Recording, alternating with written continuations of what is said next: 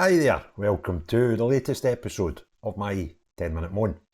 The topic of this one is asking the question, will JK Rowling become the first prisoner of JK Humza, right, with his ridiculous new hate crime laws? Now, those of you who have been living in the moon will probably not be aware that JK Rowling has been a long time advocate of how ridiculous it is for men to decide that you have to call them women. And she's quite publicly stood up against this for some time now. And recently, she was actually reported for a hate crime for refusing to call a man in her eyes, for a man who had transgendered into a woman and demanded to be called a woman. She was reported to the Northumbrian police, who investigated the crime of hate, and they found no criminality and didn't charge her. This created a bit of an online spat between her and Indiana Willoughby, who I have no reason to disbelieve, but I have no reason to take it as granted, who declares that she is legally not a man anymore, and that is indeed a lady. Now, I don't know how true that is. I don't know how she came to be defined by law as a woman. But Indiana was obviously born male and now wants us to describe her as a female. And JK Rowling isn't having any of it. Now, what's happened now is somebody has taken to Twitter to ask JK Rowling, if she's going to change her ways, if she's going to delete stuff come the 1st of April, when the Hate Crime Act, Scotland Act, becomes law. And she stated what actually happened. This was absolutely fascinating. What she was reported to Northumbria Police for was a tweet that said, India is cosplaying a misogynistic male fantasy of what a woman is. That's what she was reported as to the police as a alleged hate crime, and they flung it out. Now, somebody asked her if she would delete the comments prior to the 1st of April coming, and her response was, if you genuinely imagine I'd delete posts calling a man so as not to be prosecuted under this ridiculous law, stand by for the mother of all April Fool's jokes. Now, I find that pretty intriguing, because what she's basically saying is, bugger off, I ain't bending. And is a suggestion about stand by for the mother of all April Fool's jokes, is that her lining us up for something she's going to do in April the 1st? Or is she merely commenting on the date chosen for this law? I'm not convinced it's just having a pop at the date of this new law coming out. I'm sort of thinking she's going to go for it on the 1st of April. I think she might be lining herself up for a stance of, come and get me if you want, and an ability to do something bizarre on April the 1st. Now, it's had me thinking for days, this.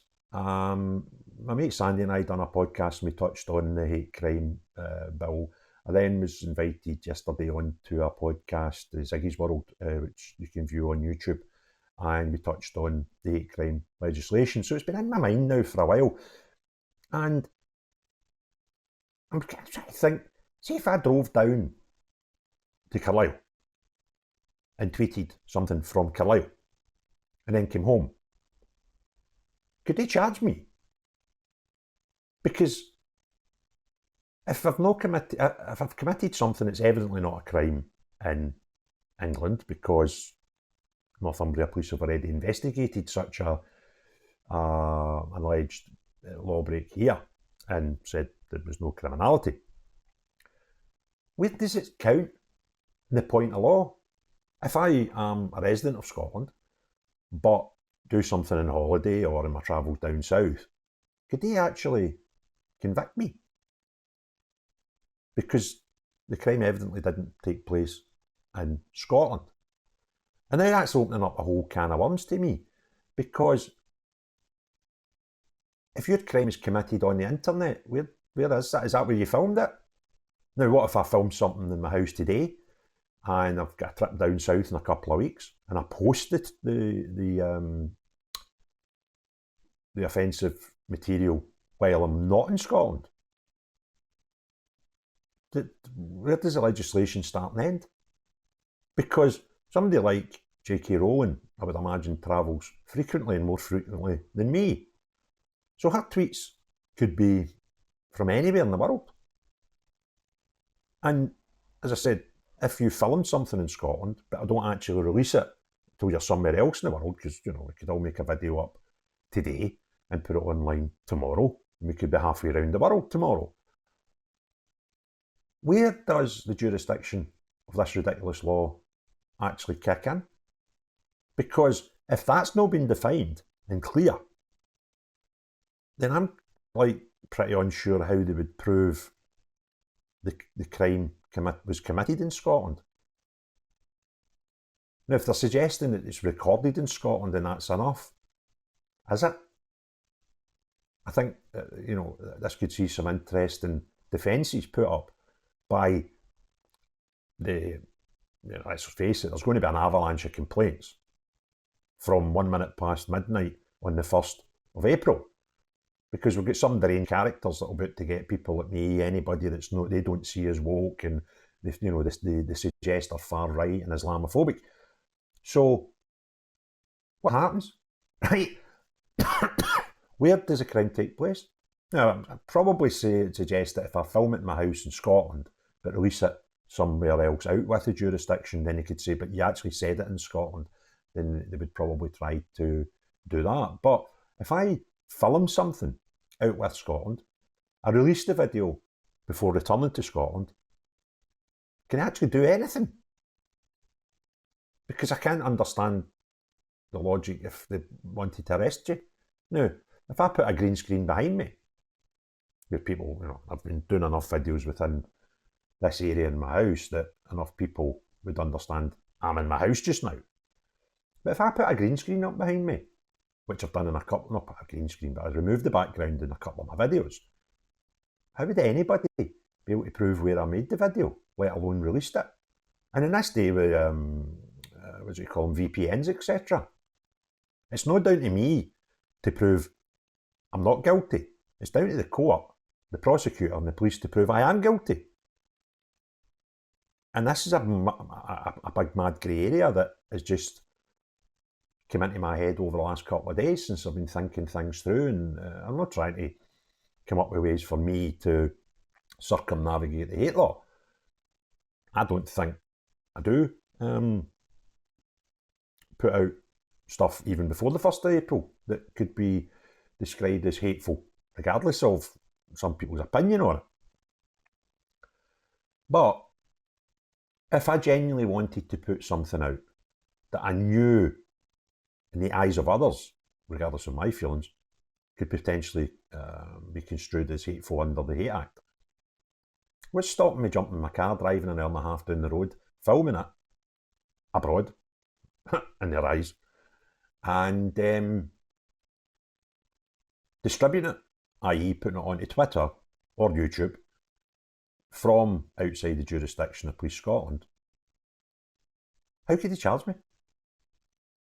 And I'm not suggesting everybody runs out and does stuff like that, but it's some of the things that could potentially make this a proper sham. I mean, there's nothing to stop me booking a hotel room 50 yards over the border into England, film a series of videos, put them out, and then it wouldn't matter my understanding of the law or anybody else's understanding of the law.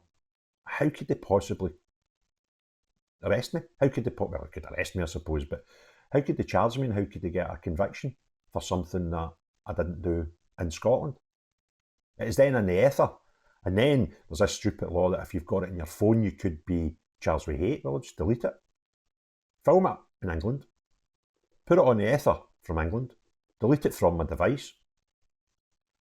How have I broke the law? That would be no more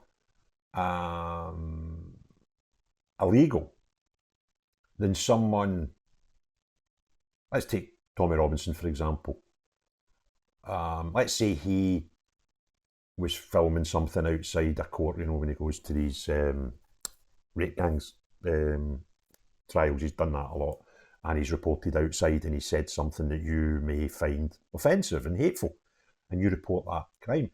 Would it then leave him able to be arrested the next time he set foot in Scotland for something he done clearly in England and clearly distributed in England, because that's where he lives? Could a Tory MP say something, or even a Labour MP, I suppose, say something in Westminster that was considered hateful, and then when they return to their house at the weekend in Scotland, be arrested? It's crazy, isn't it? Anyway, I really look forward to seeing what JK Rowling's going to do, if I've read this correctly, and there's a chance that she's going to do something right out there come April the 1st. But it's warming to see people in the public domain so much, which is hard, to just come out and say this is just potty, this is ridiculous, it's absolutely stupid laws. And I would also like to know if any bookmakers are prepared to offer odds on this law being repealed within its first 5 years, because this is a car crash waiting to happen. So if you liked the video, please give me a thumbs up. If you've not already done so, please consider subscribing. But most important of all, unless you're the guy who is creating the prison of JK Humza, have a great day. Cheery bye now.